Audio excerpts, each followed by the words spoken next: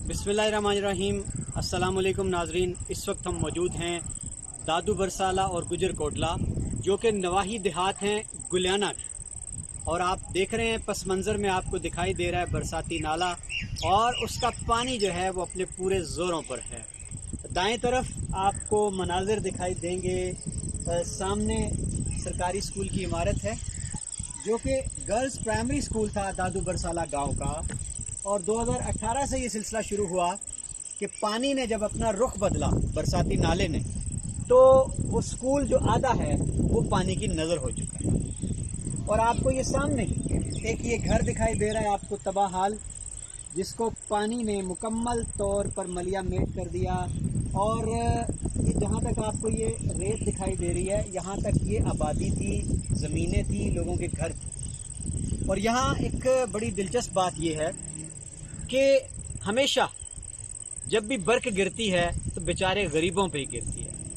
यहाँ बताया गया हमें कि एक बेवा खातून थी, उनका जो ज़िंदगी भर की जमा पूंजी से तिनका जमा करके उन्होंने कोई अपना कुल्ला जो था खड़ा किया, मकान है उनका, और ये मकान सामने ये भी तबाह हो चुका।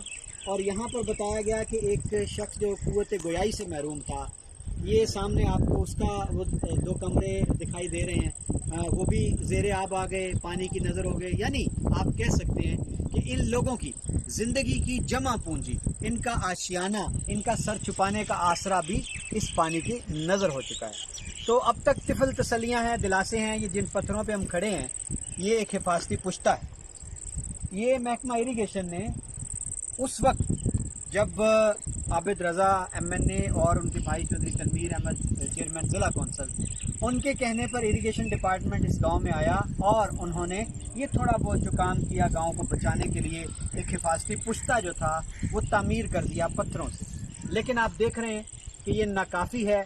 और हर साल जब बरसात में बारिशें होती हैं तो पहाड़ों से चलने वाला ये बरसाती नाला जो है इतना तुंदो तेज़ हो जाता है, उसकी मौजों में इतना ज़ोर, इतनी तुग़यानी होती है कि वो रास्ते में आने वाली हर चीज़ को रोंदता चला जाता है। और अब आपको कैमरा दूसरी तरफ के मनाज़र दिखा रहा है कि इस साल अब जो रुख है इस बरसाती नाले के पानी का, वो गुजर कोटला की तरफ है।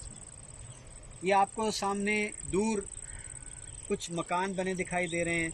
ये रकबा जो है जहाँ सामने बच्चे आपको खड़े नज़र आ रहे हैं, मवेशी चर रहे हैं पुल की सिमत में, ये सारा रकबा और ये गांव जो है ये गुजर कोटला है।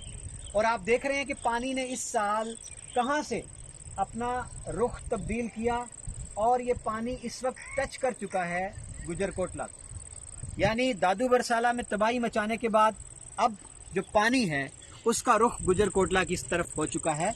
और इस सावन में, इस बरसात में शदीद खतरा मौजूद है कि अगर बर वक्त कोई तदारक ना किया गया, पानी का रुख तब्दील करने के लिए कोई हिफाजती बंद, कोई पुश्ता, कोई भी इकदामात ना किए गए, तो दादू बरसाला का आधा हिस्सा वो तो इस पानी की नज़र हो चुका है। गरीबों के मकानात बह चुके हैं, सरकारी स्कूल जो बच्चियों का था वो तबाह हो चुका है। तो जनाब अब बारी आ गई है गुजर कोटला की कि अगर यही तुंदी, यही तेज़ी मौजों की इस पानी की रहती है तो ये गुजर कोटला में ये पानी दाखिल हो चुका है।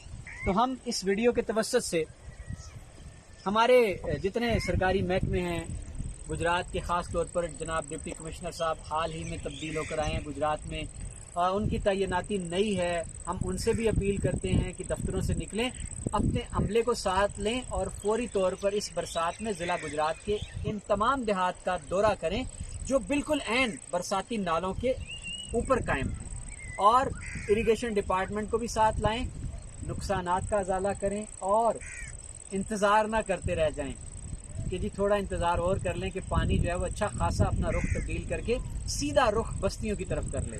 और इससे पहले कि फिर किसी बेवा का मकान, इससे पहले कि जनाब वाला, जनाब DC साहब, किसी माजूर शख्स का ज़िंदगी भर का तिनका जमा करके बनाया गया आशियाना, और इससे पहले कि फिर किसी गांव का कोई सरकारी इदारा ज़ेरे आब आ जाए, जनाब अब वक्त है। दफ्तरों को छोड़िए, निकलिए मैदान अमल में, हंगामी तौर पर इक़दामात कीजिए ताकि लोगों की ज़िंदगियाँ महफूज बनाई जा सकें, लोगों को चैन से नींद जो है वो सोने का मौका फराहम किया जा सके। यही आपकी हुक्मरानी का مطالبہ ہے اور یہی تقاضا بھی ہے آپ کا کہ آپ عوام کے خادم ہیں نہ کہ ان کے حاکم ہیں. تو یہ ہماری ایک صدا ہے. ہم نے اپنی آواز بلند کرنا تھی, ہم نے توجہ جو تھی ارباب اختیار کی اس جانب مبذول کروانا تھی. اور یہاں میں یہ بھی کہنا چاہوں گا عوامی نمائندوں سے بھی, چونکہ یہ N71 ہے, اس میں عابد رضا صاحب تو اپوزیشن میں ہیں, پی ٹی آئی کا تو کوئی فی الحال M نہیں ہے, لیکن تاشفین صفدر صاحبہ جو ہیں وہ مخصوص نشستوں پر کھاریاں سے پی ٹی آئی کی M ہیں, پارلیمانی سیکریٹری بھی ہیں اور غالباً ہاؤسنگ اور تعمیرات کی ہیں. تو ان کے لیے تو بڑا آسان ہے کہ جناب مرکز سے آپ کوئی خاص طور پر فنڈ ان دیہات کے لیے منظور کروائیں, فوری طور پر پریارٹی کے پیش نظر. کم از کم آپ دادو برسالہ اور یہ گجر کوٹلا ان آبادیوں کو اگر آپ مزید نقصان سے بچا لیں, ڈوبنے سے بچا لیں, تو یہ آپ کا بھلا ہوگا. لوگ ہاتھ اٹھا کر آپ کو دعائیں دیں گے. اور یہاں میں دوبارہ تاشفین صفدر صاحبہ سے اپیل کرنا چاہوں گا کہ یہ جو ہم نے آپ کو گھر دکھائے ہیں, ایک بیوہ خاتون کا گھر تھا اور ایک قوت گویائی سے محروم غریب کا گھر تھا, آپ حکومت سے ان کا نقصان جو ہے کم از کم اس کا ازالہ کروا سکتی ہیں. آپ خصوصی گرانٹ لے کے دے سکتی ہیں, آپ ان کو کسی متبادل جگہ پہ گھر جو ہے وہ بنوا کے بھی دے سکتی ہیں. جناب اللہ نے آپ کو اس وقت اختیار دیا ہے, اقتدار دیا ہے.